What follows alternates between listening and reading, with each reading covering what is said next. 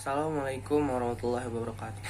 Kenalkan, nama saya Satria Bakti Wibowo dari 12 Agama.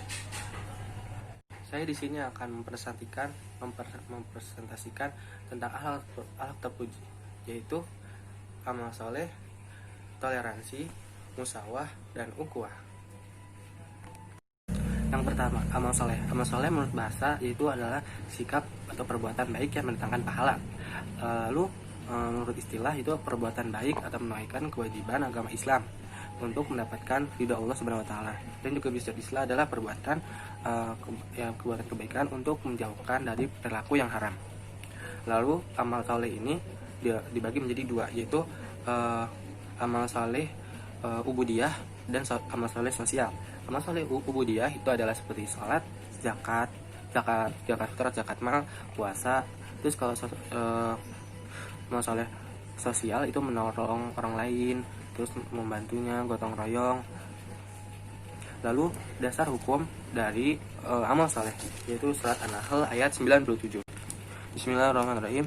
Man amila sholihan min dzakarin aw untha wa huwa mu'minun falanuhyiyannahu hayatan thayyibah wa lanajziyannahum ajrahum bi ahsani ma kanu ya'malun. Artinya, barang siapa yang mengerjakan kebaikan, baik laki maupun perempuan dalam keadaan beriman, maka pasti akan kami berikan kepadanya kehidupan yang baik, dan kami akan beri balasan dengan hal yang baik, yang lebih baik dari apa yang telah mereka kerjakan, yaitu Quran Surat An-Nahl ayat 97. Lalu ada cara-cara bagaimana kita membiasakan amal saleh di kehidupan sehari-hari. Yang pertama itu mengetahui ilmunya, yaitu kita harus mengetahui dasar-dasar ilmu agama apabila kita ingin melaksanakan amal soleh. Contoh agar amal soleh kita diterima, contohnya seperti salat, kita harus mengetahui rukun, syarat syahnya, ataupun yang apa saja yang bisa membatalkan salat tersebut. Lalu yang kedua adalah niat yang baik.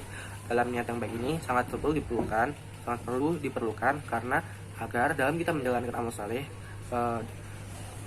dengan keadaan yang lancar dan kita istiqomah.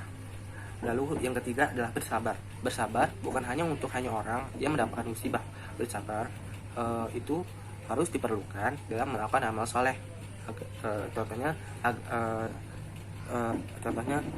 dalam hal istiqomah. Dalam istiqomah kita harus bersabar dalam keadaan dan ada cobaan, ataupun pokoknya amal soleh harus dikerjakan secara istiqomah itu dengan bersabar. Lalu yang keempat adalah ikhlas. Maksud ini ikhlas adalah dalam mengerjakan amal soleh harus diniatkan karena Allah semata, mengharapkan ridhonya. Nah, dan kembali lagi dengan yang istiqomah dalam amal soleh kan harus istiqomah, harus diperlukan dengan ikhlas dalam menjalaninya, dan kesabaran yang penuh. Lalu berikutnya adalah contoh-contoh amal soleh. Contoh-contoh amal soleh itu bisa berkaitan dengan akidah, seperti iman kepada Allah sebagai menjadikan Allah tujuan hidup dan orientasi semua amal perbuatan. Lalu contoh yang kedua tuh misalnya amal soleh dalam berkaitan dengan iman kepada malaikat, dengan meneladani karakter malaikat. Lalu contoh amal soleh kita adalah bersabar jika dalam musibah, lalu beriman kepada qada dan qadar, meyakini bahwa itulah sebenarnya yang diberikan oleh Allah Subhanahu wa taala. Lalu sikap akhlak terpuji kita adalah toleransi. Toleransi adalah sikap yang rasa atau sikap menghormati terhadap orang lain, seperti contohnya seorang muslim kepada seorang non muslim. Sikap toleransi sangat dibutuhkan kepada umat Islam karena dalam membuktikan bahwa agama Islam itu adalah agama yang rahmatan lil alamin. Contohnya atau ciri-ciri dari toleransi yaitu adalah tidak egois, tidak sombong, menghormati perbedaan, tidak memaksakan kehendak orang lain. Lalu nilai-nilai positif dari toleransi. Nilai-nilai positif yaitu adalah menumbuhkan keharmonisan antar sesama, yaitu menambah teman dan persaudaraan. Lalu menciptakan rasa tentram dan aman. Lalu yang terakhir itu adalah menghilangkan rasa fitnah, dengki, dan iri. Lalu akhlak terpuji berikutnya adalah musyawarah. Musyawarah dalam arti bahasa itu adalah sama, tidak lebih dan tidak kurang. Menurut istilah itu adalah persamaan seluruh manusia mengenai hak kewajiban dan tidak memandang suku, ras, dan agama.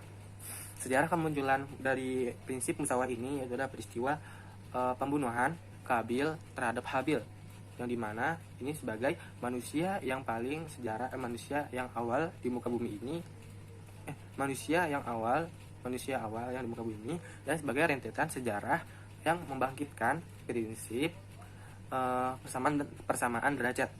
Tindakan ini termasuk pelanggaran kriminal yang terjadi dalam mengatur hubungan keluarga individu. Lalu kemudian ada hadis Nabi yang menerangkan prinsip musyawarah sebagai berikut. Dari Abi Nadhrah telah menceritakan kepadaku seorang yang mendengar khutbah Rasulullah ketika di tengah hari tasyrik. Beliau bersabda, "Hai manusia, sungguhnya bapak kalian satu. Tidak ada kelebihan bagi orang Arab atas yang bukan orang Arab. Tidak pula yang bukan orang Arab lebih mulia dari orang Arab. Dan dari yang Arab pun tidak lebih mulia yang merah atas yang hitam, kecuali dengan takwanya." Lalu kemudian ada ciri-ciri dari perilaku musyawarah. Yang pertama yaitu adalah tidak sombong. Lalu yang kedua yaitu menerima kritikan orang lain. Lalu perilaku yang berikutnya menghargai karya orang lain, terus menghargai profesi orang lain. Lalu ini cirinya itu adalah menyadari kekurangan dirinya dan menerima kekurangan orang lain. Nilai-nilai positif yang bisa timbul dari perilaku musyawarah ini, yang pertama adalah menciptakan keharmonisan antar sesama dan menciptakan rasa tentram dan aman antar sesama. Lalu yang terakhir adalah terhindar dari perbuatan kehendak orang lain. Lalu alat terpuji yang terakhir adalah ukhuwah. Ukhuwah yaitu dalam menurut bahasa adalah persaudaraan. Lalu bermakna luas adalah suatu sikap yang mencerminkan rasa persaudaraan, kerukunan, persatuan, kesatuan yang dilakukan oleh seseorang terhadap orang lain. Munculnya sikap ukhuwah ini yaitu berasal dari adanya persamaan dari masalah, keyakinan maupun wawasan. Lalu adanya kebutuhan yang dicapai apabila dia bisa mendapatkannya dengan cara kerjasama dengan orang lain. Yaitu ada dalil-dalil ukhuwah, yaitu terdapat dari surat Al-Hujurat ayat 10. Bismillahirrahmanirrahim.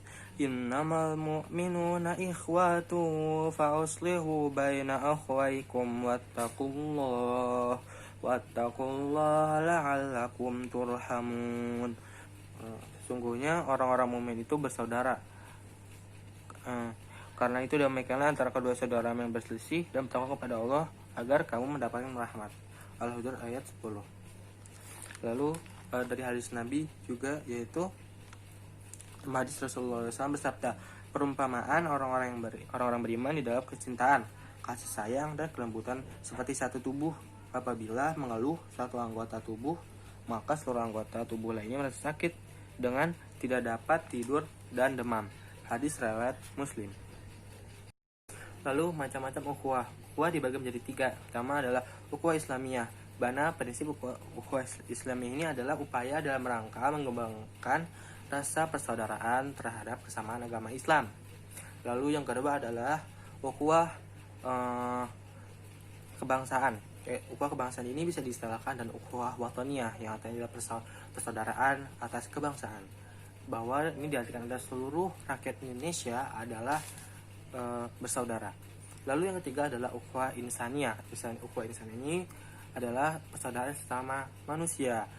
Lalu ukhuwah insaniyah ini bisa diistilahkan dengan ukhuwah basyariyah. Ukhuwah basyariyah itu adalah ukhuwah yang berkembang dan tumbuh atas dasar kemanusiaan. Lalu ada pendekatan dalam ukhuwah.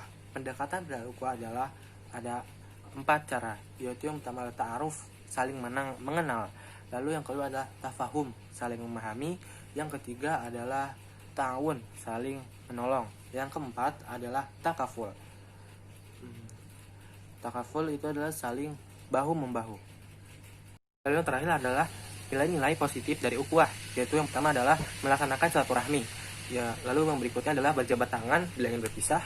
Lalu berikut adalah memohon doa, memohon didoakan apabila kita sayang berpisah juga.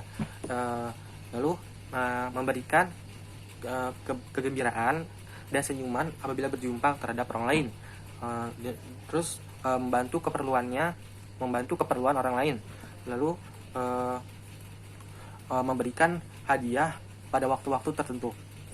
Sekian dari saya, kurang lebihnya mohon maaf. Wassalamualaikum warahmatullahi wabarakatuh.